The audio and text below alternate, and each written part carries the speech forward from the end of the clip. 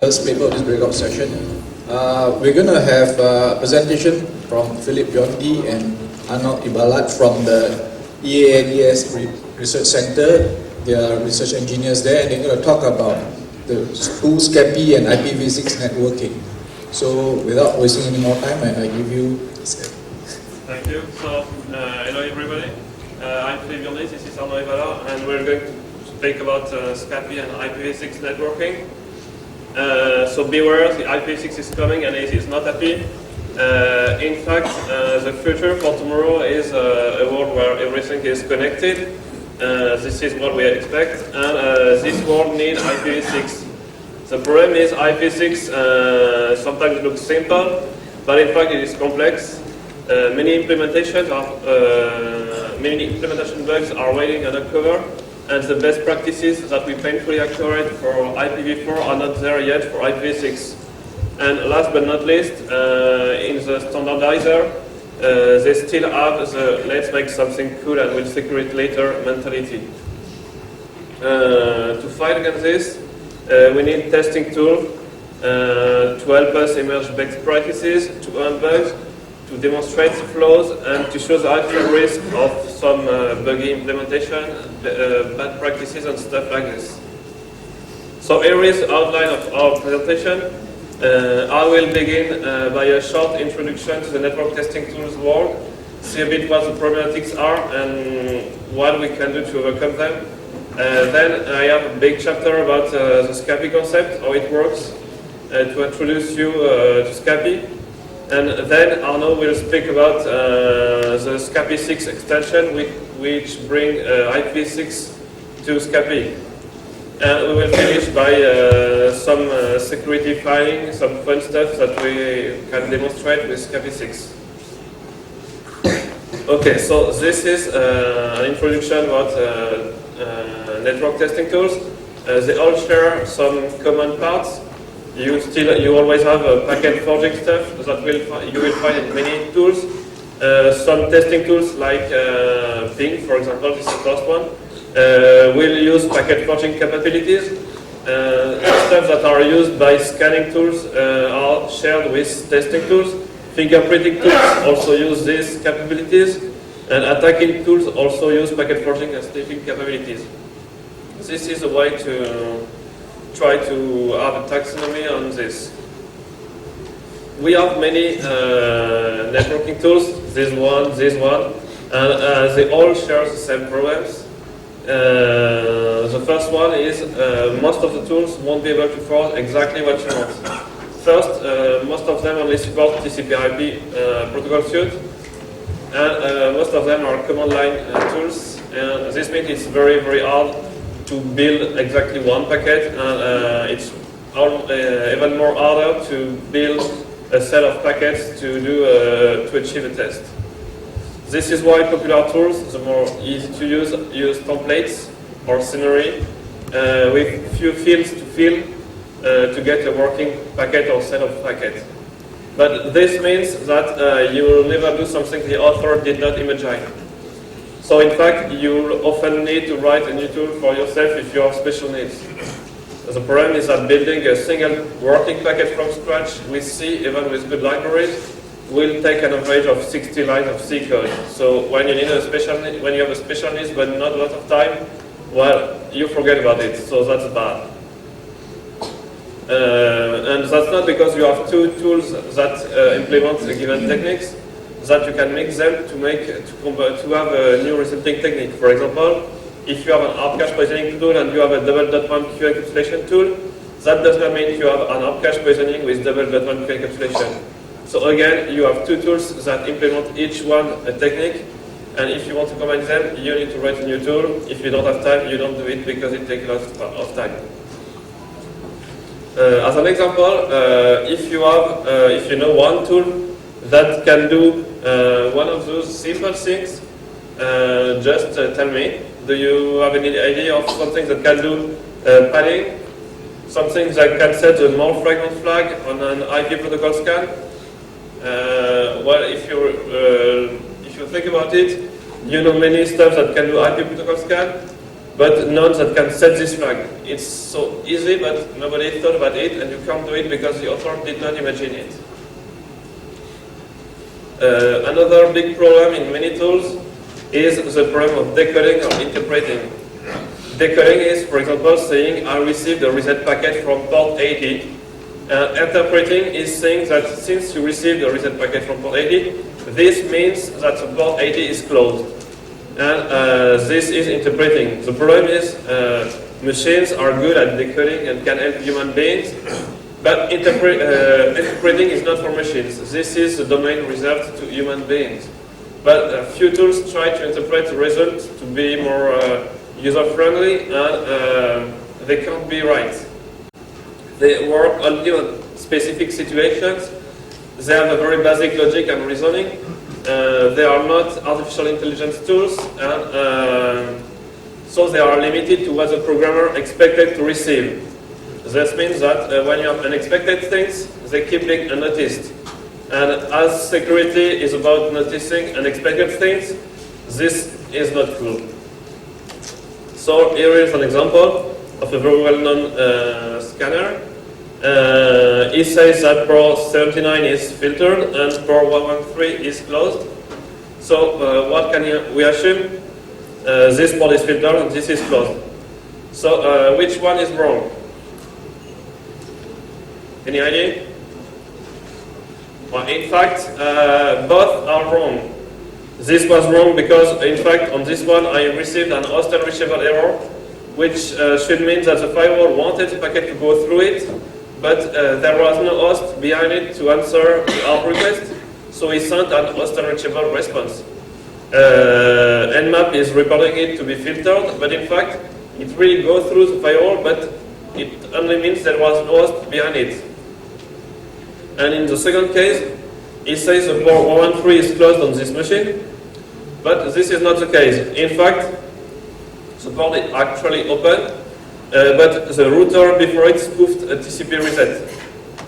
So this is interpretation, this one, but it was wrong in both cases, and it should have, if the scanner have said I received an host unreachable a packet and I received a reset packet, that would have been decoding and that would have been right, and we would have been involved to get the real interpretation. So this is an example of why it is bad to make tools that try to interpret the result instead of only giving the facts.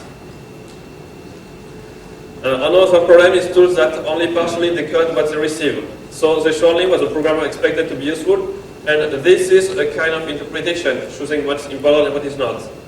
This also means that unexpected things keep being unnoticed. For example, with HPing, I send an ICMP to my Linksys router, and this is what I get. If you look at the packet, you see that everything is decoded correctly, but only partially. And something unexpected happened. Did you see it? Can you notice it? Actually, it will be very hard to find it because we are very bad at decoding. But if you look carefully, you will look that this is Ethernet padding, and it is not null. This means that maybe some memory leak has happened, and this may be an ether leaking flow. I can't be sure about this, but this means you need to investigate what it is. But if you only use HPing, you won't see it. Okay, to conclude this, we have very few popular tools, and they give a very subjective vision of tested systems. And in fact, the world is seen only through those tools. This means that you won't see what they can't see. And this means that many bugs and flaws may remain unnoticed on very well tested systems because they are always seen through the same tools that all have the same bias. Okay, now let me introduce Scapy. Scapy is a program that is a Python program that uses the Python interpreter to look like a domain-specific language. So, for example, you can give commands. In fact, Scapy only provides function and classes to the Python interpreter, and you type command to the Python interpreter that we call Scapy classes or Scapy functions. If you call the ls functions, you will get a list of all the fields that are supported. You can call the lsc function to get a list of the documented commands. Scapy has been designed to be not monolithic. This is the usual tool. You only have one square with everything inside, with one technique included, and the tool is only able to do one technique. Scapy provides you a core and layers and techniques. You can use it without the techniques that are included.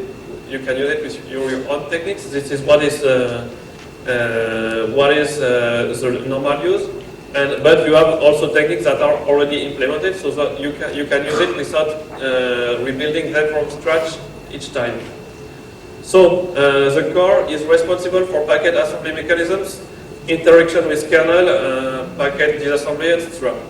The layer parts is the part that describes how the layer must be assembled and disassembled. And the techniques part rely on the core and the layers to provide the techniques like traceroute, scanning, and stuff like this.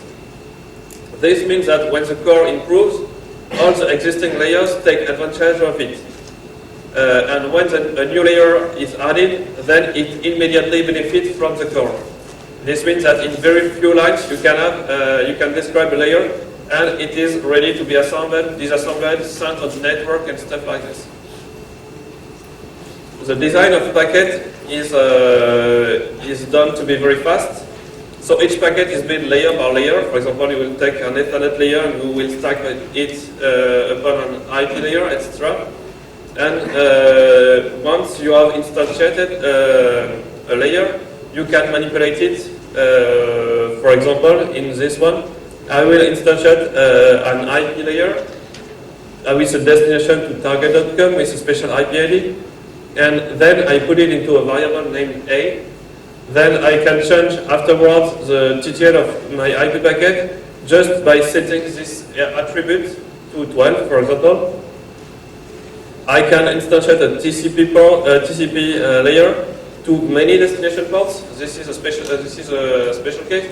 You can put many values into the same field, so that you create an implicit packet that is worth 5 packets in one. And this is the stacking operation. So we will put in the C variable a TCP IP packet destinated to target.com to 5 different TCP ports. And each field that has not been set has a default working value. In fact, designing a packet in Scapy, it's like ordering food at fast food. So you say, I want a Big Mac, French fries, ketchup, mayonnaise, up to 9 chicken wings, and a Diet Coke. And with Scapy, it's the same. You say, I want a broadcast MAC address, IP payload to ketchup.com and mayo.com, TTL value from 1 to 9, and a UDP payload. You say it, you have it. And even more faster than saying it. So just doing this, we have 18 implicit packets defined in one line. Because we do the Cartesian product between these 2 values and these 9 values. The default values are chosen to be the more practical possible. The IP source is chosen according to the destination and routing table. Checksum is computed, source MAC address chosen according to the output interface. Ethernet type and IP protocol determined by upper layer and stuff like this. And the other fields are default values that are chosen to be the most useful one. For example, the TCP source port is 20, UDP source and destination are 53, and ICMP type is echo request. So if you do pen test, you will understand very well this value and this one. If you use the ls function on an IP, you will say all the fields you will encounter in a given layer. For example, IP, you have all the fields of the IP protocol. You will notice the non-value. This has a special meaning. This means that the value has to be automatically calculated. This is an important step. It means that when you have to say, please calculate it for me, you don't have to use a value from the set of possible values. Not like the kernel, when you say, for example, when you put 0 to the checksum for the kernel, it means, please calculate it for me. So you lose the value 0. Here, you still have it. So if you say checksum is 0, it really means 0. If you want it to be calculated, you put none. And you can combine everything with everything. So you can stack every word what you want, wherever you want, put any value you want, even if it has no sense. I'm not there to tell you what you have to do and what you don't have. You know better than me what you need. So this has absolutely no sense for me, but maybe for you, I don't know. This also means that if you know hard cache poisoning and VLAN hopping, you can poison a cache with a double VLAN encapsulation. If you know VoIP decoding and .11 and web, you can decode a web encrypted .11 VoIP capture. If you know IPv6 and trustroot, you can trustroot to VPN concentrators. You can combine everything. Then the concept of probe once, interpret many. This is a big difference with other tools. When you do a probe, you will send many packets and you get a raw result. The result is a list of stimulus response couples and a list of unreplied stimuli. And this has not been interpreted. This is only decoded packets from the network. It's very raw.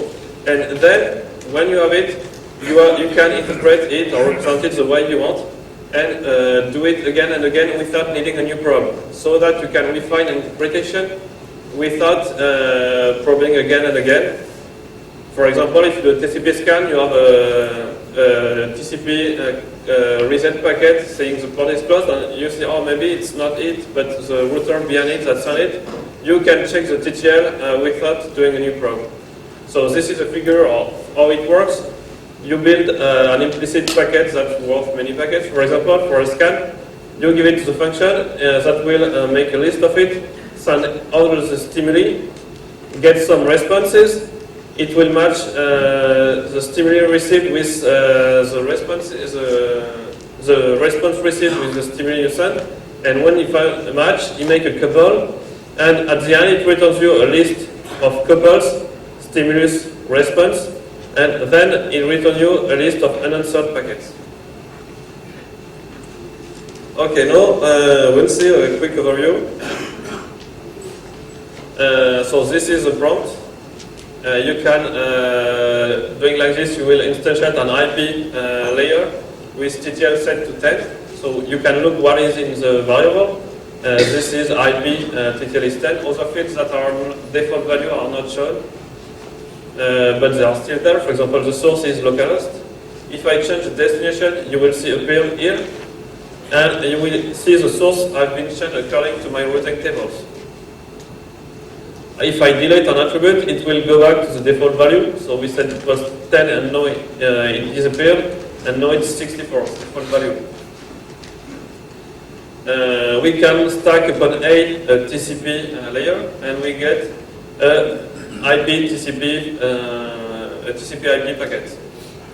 We can spell some methods from the instance. For example, the command method will return you a string that you have to type to get the packet, for example. You have the show method that will show you a very detailed view of the packet, so that you can get every value of the fields. And we can see, for example, the default value there. So you can see the packet, very detailed view of the packet. When you stack many protocols, you can access to all the layers using payload. So, for example, pkd.payload.payload.checksum could access a UDP checksum if you have an Ethernet packet with VLAN encapsulation. You can use some items, but it's not always a good syntax, because if you don't have Ethernet anymore, it's not working. So, if you use this syntax using this item, packet square bracket layer, it will return the ASCII layer. You can test for the presence of a layer using a layer in packet. And this is a special case, for example, when you have IP on IP. If you want the second IP layer, you will use colon 2. An example, if UDP in PKT print PKT square bracket UDP.checksum, will print the UDP checksum of the packet if it is present. And what's cool with this code is that it's totally independent from the lower layers. If it comes from PPP link, if it comes from web capture with .1q encapsulation or whatever, you don't mind about it. If there is an UDP layer in it, it will find it and bring it to you. Other stuff is about building and dissecting. If you use str function to a string applied to your packet, you will get your TCP IP packet as a string. And if you instantiate an IP layer with underscore in Python means it's the latest result. So IP applied to this string will dissect the string. So it will find all the fields of IP, and then the remaining of the string will be given to TCP because IP knows that the protocol must be TCP. So the full packet is correctly decoded. Then we also can change some stuff. We will put in the TTL, instead of 64, the default value, we'll put 10 to 14. This means all the value 10, 11, 12, 13, 14. In the TCP destination port, we will put 2 ports, 80 and 403. And then B becomes an implicit packet that is worth 5 times 2 equals 10 packets. If I iterate over it, I will get the 10 different possible values from the Cartesian product. So just doing this, you can design a list of packets very easily. There are other methods, for example, the PS dump or PDF dump that will give you a very an exploded view of the packet, and you can see the way it is assembled. This is very cool to put into a report if you found a packet of crash box. It's cool to see how a packet is disassembled, or if you need to teach some network stuff. Another method is the sprintf method. You give it a format string, and it will replace it with value from the packet. For example, this format string, this is a formatting directive, and it will be replaced by the IP source, very easy. So if it's applied to this packet, you will get this string, the sources, and the real IP taken from the packet. Now, we have seen how to manipulate packet. Let's see how to send them. It's very easy. If you remember, B is an implicit packet that is worth 10 packets. If I send it, I will send 10 packets. That's easy. You can send in 3 times. You can also provide some parameters like the time interval between 2 packets, the fact you want to send them in loop, and you have to type Ctrl+C to stop it. You can also use the sendP function to send at layer 2. This one work at layer 3, use the routing tables. This one work at layer 2, working at the Ethernet level for Ethernet interface, for example. And this will send the string row on the Ethernet card. And if you disable it, you will see something that has no sense, but you can speak directly on the Ethernet level. Other example of the power of the expressiveness of Scapy. This is the Microsoft IP option denial of service proof of concept, which was 115 lines of C code without comments. This is the same with Scapy. It's only 1 line, and everything is concentrated, so you can see what it is exactly. Same, for example, for the TCP dump, easy sprint, remote denial of service. The exploit was 225 lines, and this is the same with Scapy. So you have everything, you know it's gray, you know the protocol is 254. This is the string I ripped from the exploit, so it's only 1 line, and you have all the information you need to understand exactly what happens. You don't have to search into 250 lines of C code. I feel a bit sad about the people that write all those lines to do only that. Other fun stuff is the fuzzing. This is done using the fuzz function so that you can make a packet become fuzzy. In fact, it will replace the default values by random values, except those that need to be calculated like checksum. So you can send very strange packets that looks like corrupted, but the checksum will be correct. For example, or the length will be correct.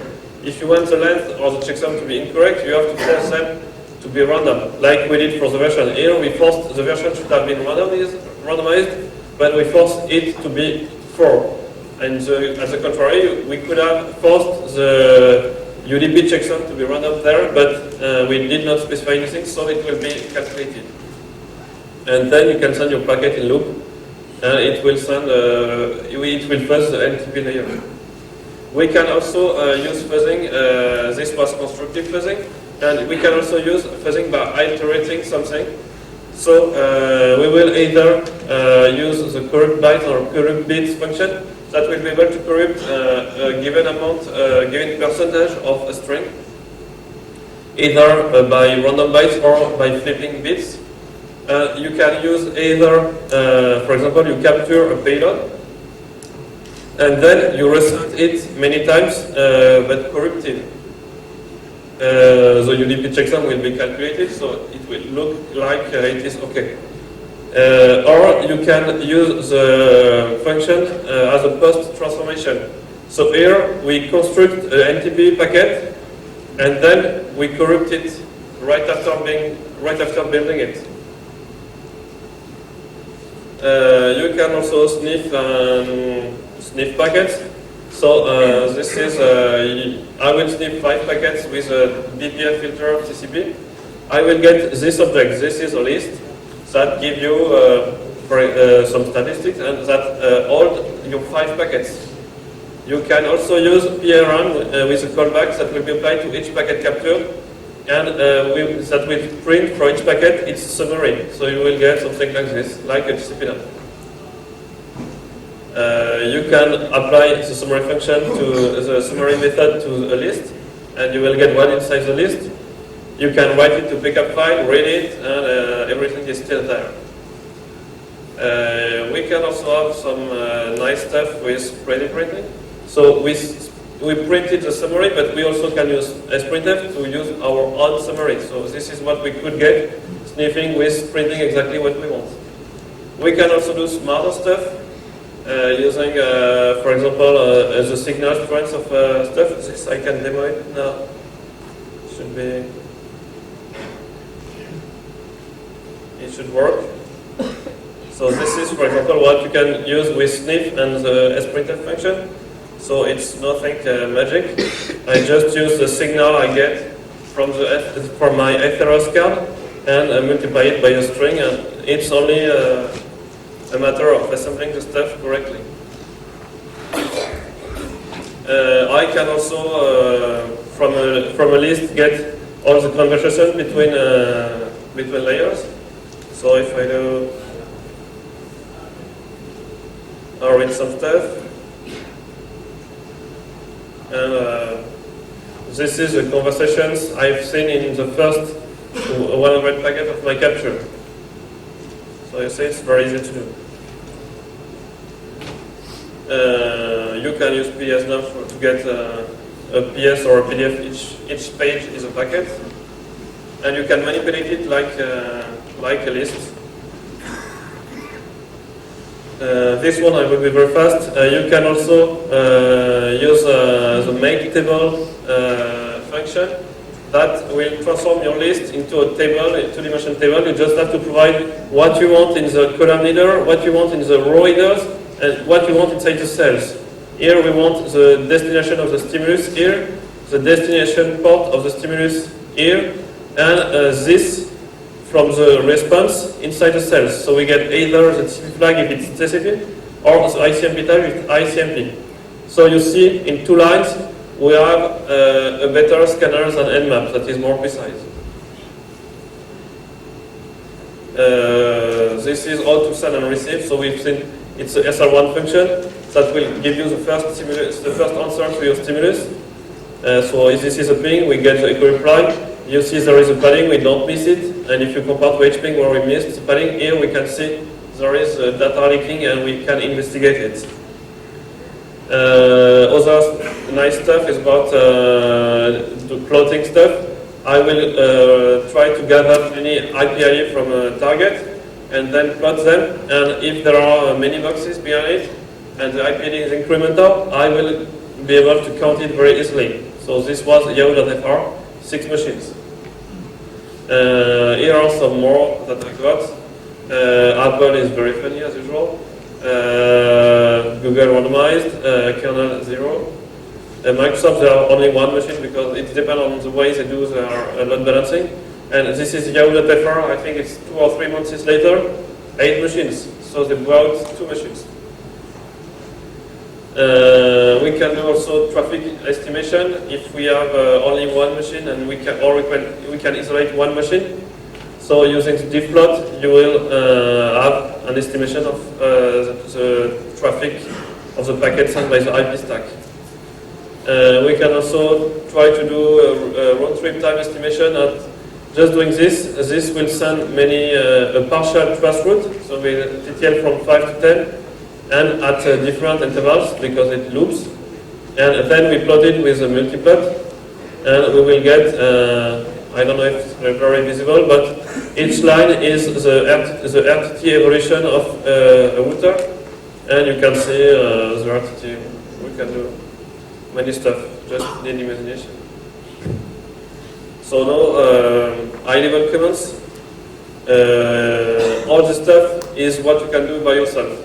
This is using only the core and the layers. But you have techniques that can use both of them. For example, techniques is what I presented there, and there are some that are already coded. For example, the trace route stuff. I'm going to do the result. The network is a bit shaky there, so I don't have all the results, and it takes a bit of time. I will do a trace route to those destinations. Put the result into A and B. So B is the packet I did not get. B is the packet that did not that have not been replied, and A is my result. So here is the trace route I did to these 3 destinations. And now I can do stuff like this.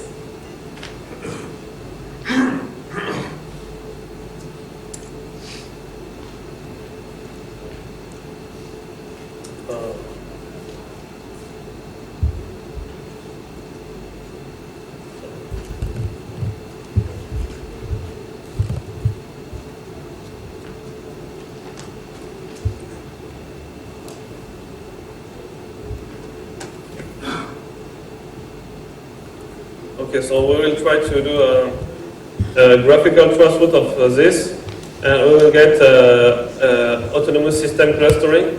So we can say everything until we reach Microsoft or this is Google or whatever.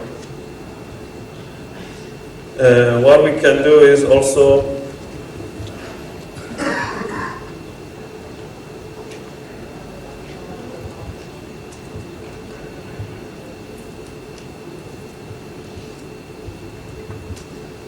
I can do other trace routes like this, or transparent proxying.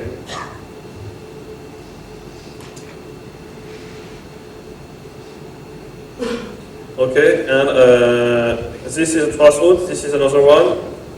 We can do this, E equals A plus C, okay.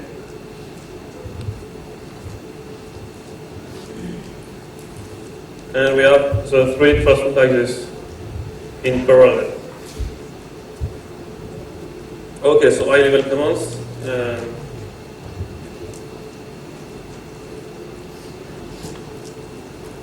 Okay, we've seen this one, okay. This is also a 3D representation of this. Maybe I can try it on this one.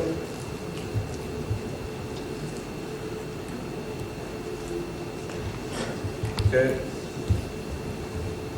Okay, this is funny.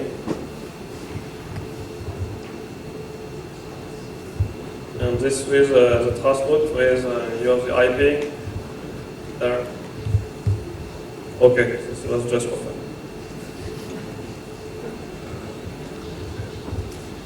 And just this one to see that if you want to implement a new protocol, just doing this, it's a working protocol. This is a way that we will be with Scapy 6, an extension. You just call this, and you will get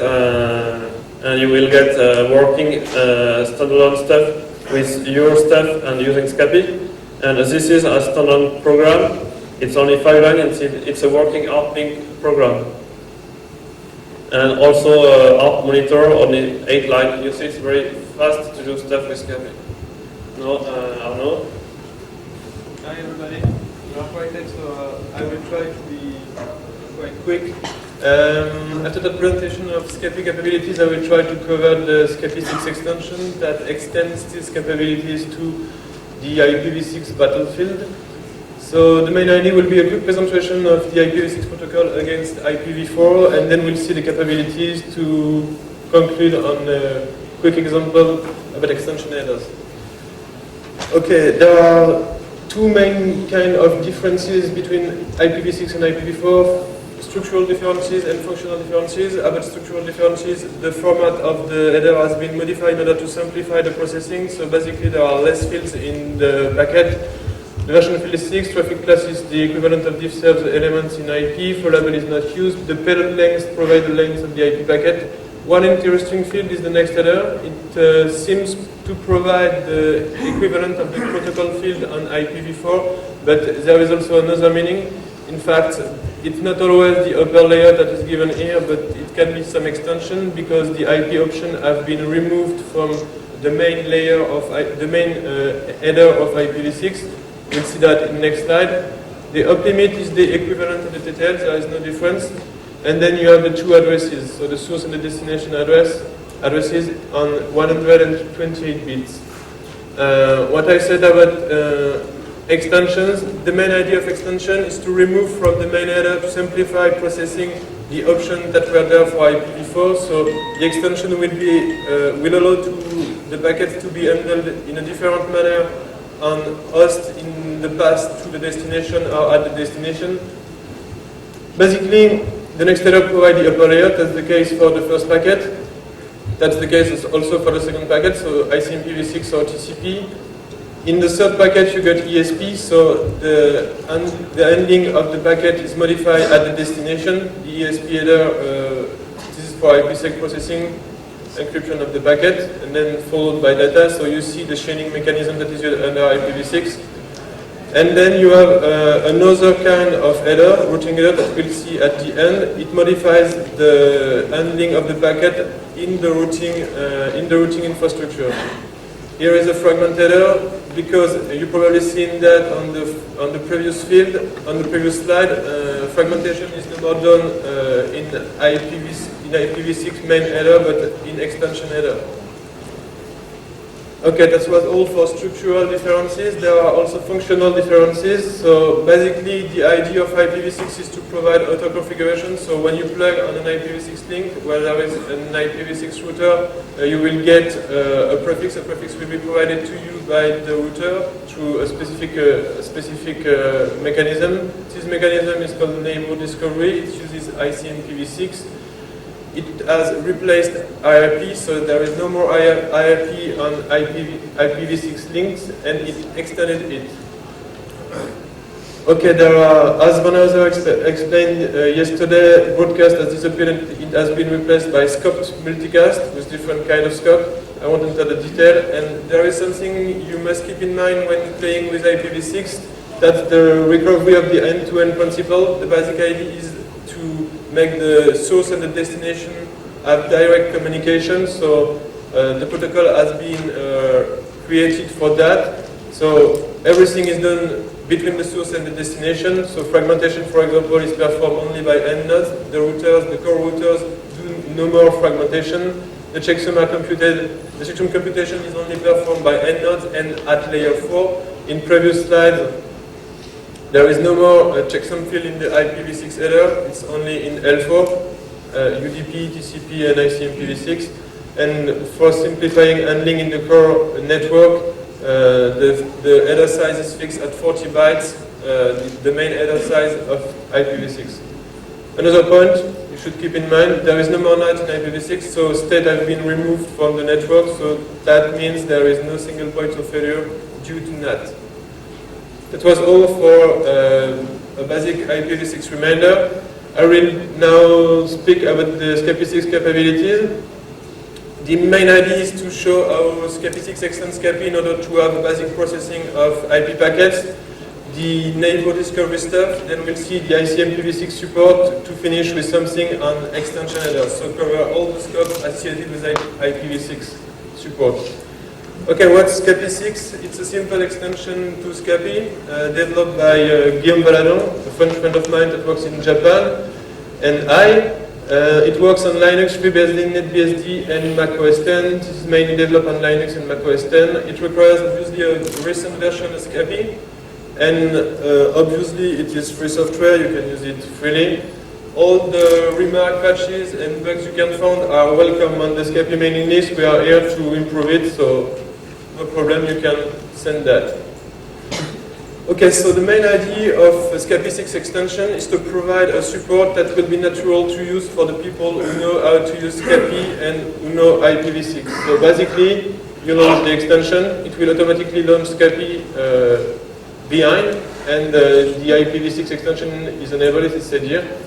So basically, you will be able to modify all the things you had to work with upper layer protocols to make it work under IPv6 simply by replacing the IP class that Philippe presented by the IPv6 one. So basically, if you provide an IPv6 flag to www.netbsd.org and over that a TCP with dport 21 and 80, that's an implicit packet, it will work. So basically, the idea was to make it natural. You can send the implicit packet, so the packet will be sent. After that, you want to modify the destinations, there's no problem. You provide another destinations to ftp.freebsd.org. You set a static port 21 to that destination, you send it. The SR1 function works as usual, and you get the reply from the ftp.freebsd.org. That's that address. So basically, if you had something that worked under Scapy with IPv4 and you want to do it work under Scapy 6 with IPv6, there's no problem. This is the main for basic support. All the stuff Philippe presented just before about the techniques and the core of Scapy are usable. So basically, if you have something you want to do with conversation or the other stuff, the other funny stuff Philippe just showed, there's no problem. So that's quite transparent. There is an important thing in IPv6, it's the neighbor discovery protocol that allows configuration, auto-configuration of the people on the link, the discussion that regulates the discussion between those people. So having that support in Scapy 6 was one of the first jobs, and that's what we did basically. Behind that is another idea, is the idea to spare you the time and the need to care about many things. Those things are the L2 address, the layer 2 address resolution, so that's the neighbor discovery part. So when you create an IPv6 packet with Ethernet just before, and you provide a destination address, destination IPv6 address, the neighbor discovery stuff will be done so that the Ethernet layer will be set automatically. The layer 2, layer 3 source destination address selection, which is not a funny part, is done automatically. The DNS resolution, the 4A records grabbing is also done automatically. As usual, the L4 checksum computation is also done automatically as it is done in Scapy, but it is important in IPv6 because it is mandatory. The default values filling is also done automatically, and we'll see that it's an important thing mainly because of neighbor discovery and because of the chaining mechanism. The fact that the next error filling is done automatically, it spares you many things. So if you have something to keep in mind in this slide, that's the blue thing, you just have to keep your mind focused on the fields of interest. Those you want to set in the packet to make the POC or the test you are doing work. I have an example. Let's say you want to create a router advertisement daemon. The idea is to provide the same functionality as a router will do on the link. So advertise a prefix for the clients that are coming on the link. So basically providing a prefix, the prefix length, the associated prefix length, and the link layer address of the router. So that's two information, and you only want to provide that. That's the only stuff you have to provide. So you give it to Scapy, you create the Ethernet packet with IPv6 and ICMPv6 neighbor discovery router advertisement packet. You stack the two options, you send it looping forever with an interval of 3 seconds, and you got, with that line, a simple router advertisement daemon that advertised that prefix. What you did not do are the following things. You did not fill the addresses because of this packet being an ICMPv6 neighbor discovery router advertisement packet. The destination address of the IPv6 packet will be set automatically to the multicast all node address, so you don't have to provide it. because the destination address is set automatically, the Ethernet address, the associated layer 2 address will be set automatically in the destination of the Ethernet field. So basically, for the addresses, you have nothing to do. That's the same for the source addresses, obviously. The up limit is set automatically. That's quite important because if you create a neighbor discovery router advertisement packet which hasn't the up limit set to 255, the client, the destination, won't even understand the packet and won't ever dissect it. That's mandatory.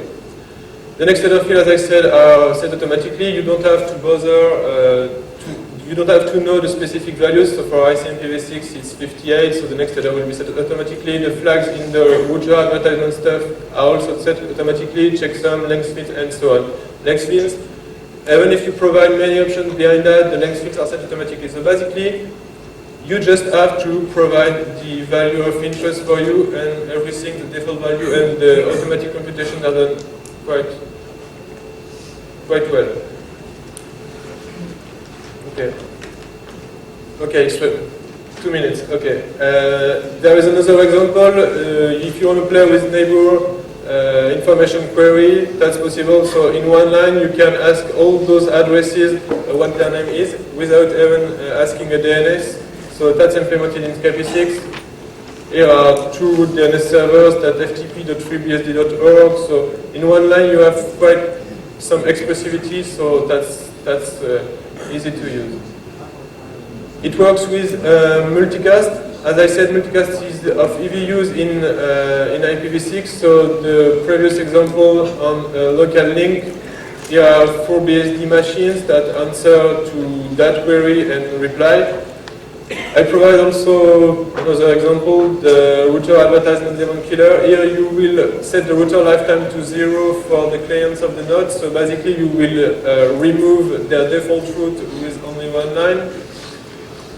Okay, I have covered the basic stuff, the neighbor discovery stuff. Let's see now the IPv6 stuff, because it is very important that of EVUs in IPv6, it is all used for configuration of the link. So that's something we added with Guillaume in Scapy6 extension in order to be able to play with all the stuff associated with IPv6. All the informational and error messages are available, so you can play with them. Neighbor discovery, I presented the router advertisement stuff, the router solicitation are obviously there. The neighbor counterpart are also there, the redirect if you want to play with. All the options associated with that are there, so if you want to set a specific MTU, there's no problem. Here is a draft. I don't know if it's a standard now. That's inverse neighbor discovery. Guillaume and I are playing quite with mobile IPv6 stuff, so there are some things to play. For those who like multicast, there is the multicast listener discovery part and the router discovery part, so you can play with it. I heard about that in the presentation about the IPTV stuff yesterday. And the non-information query I just presented. Okay. Here we have seen that Scapy6 support Scapy6 provide basic support for IPv6, the neighbor discovery stuff, the IPv6 stuff, and there is something that I did not present yet. It's the extension headers. So I just give an example, but all are there. The main ones, so fragmentation header and so on. I will speak about routing headers. Routing headers provide the same functionality as loose source routing under IPv4. That's a specific option that has been removed because it was dangerous. It is available under IPv6 and it is working on core networks and on your network. You will see at the end on what else it is available, about many. The main idea behind that is what? It is to provide a list of addresses of waypoints that the packet will be routed through. So basically you select the waypoints of your packets to the target. Here the packet will flow to that destination and the waypoints are this one and this one. So by creating a packet that will be sent first to that destination with a specific routing header that provides those addresses, it will then be routed to that addresses and then from that to that. And at the end, because the segleft field that provides a pointer to the current address will be 0, the IPv6 echo request will be honored and a reply will be sent. So basically when I send that packet, the people who replies is that the last element, the destination. So when I get the answers, the source is the destination of the packet in the last element of the routing header. What can I do? What can you do with that? You can do remote traceroute. When you do a traceroute with a documented TTL to a specific target, you get all the information on the blue path.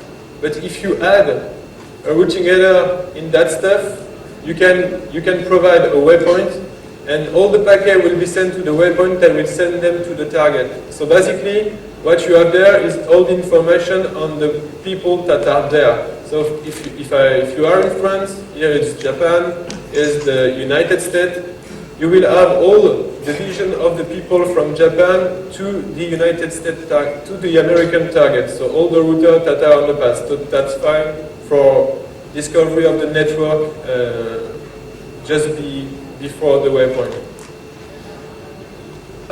Here is the funny game that we are playing, that we played with Guillaume. The main goal is to keep an IPv6 packet as long as possible in the IPv6 internet routing infrastructure. I give you a clue. It's based on routing header because it's the section, and that's the ID. Everyone has an idea of how to do that and how long you can keep a packet inside the IPv6 network? No one? Okay.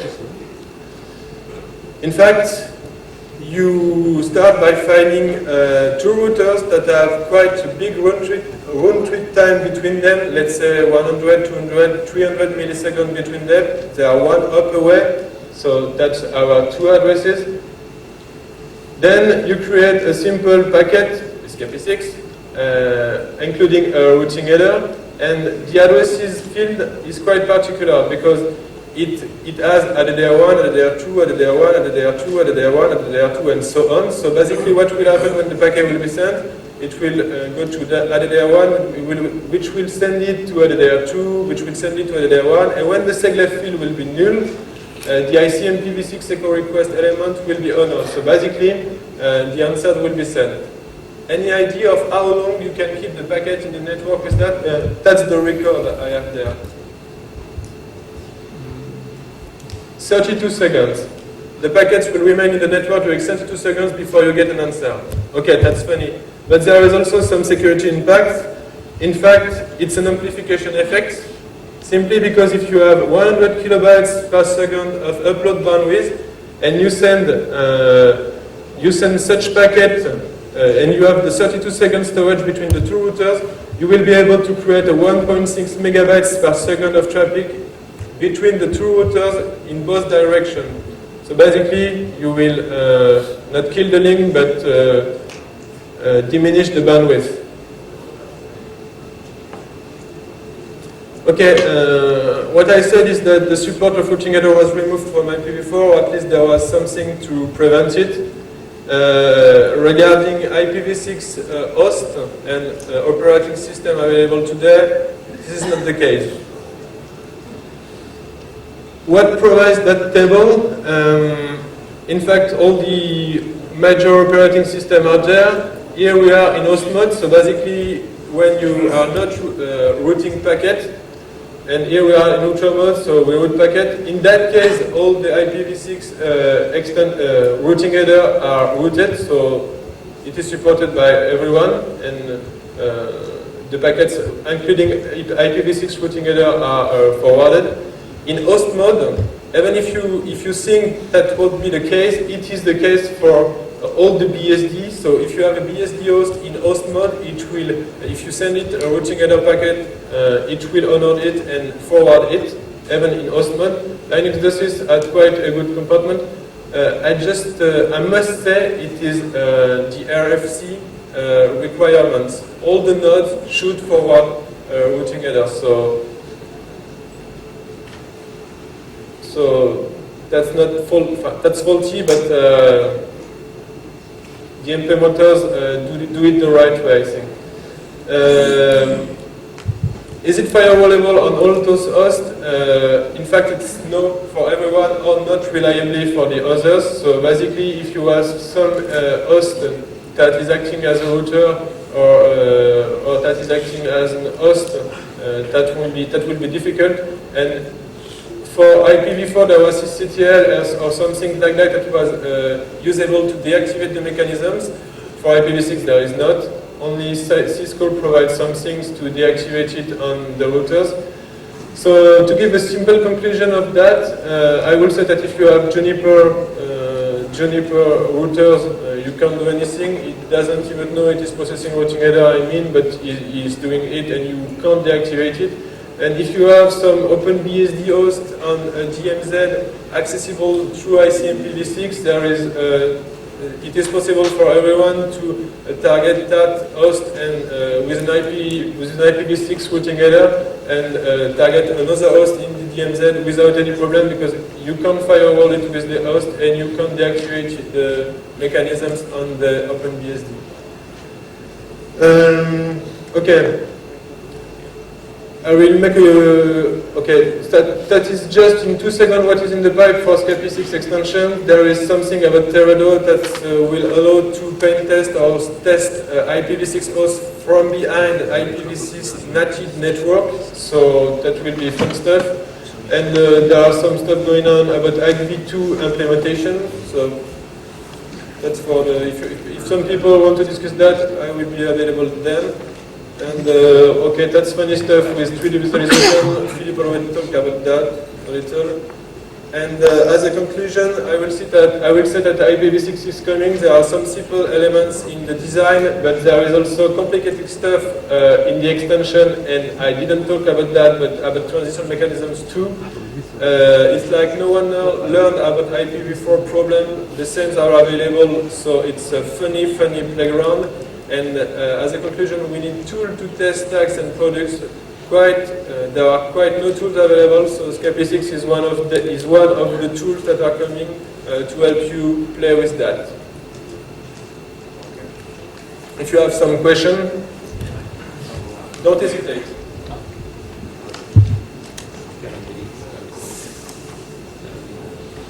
Okay? Yeah, I think we have no more time for questions, so we are there, so just find us and ask the questions.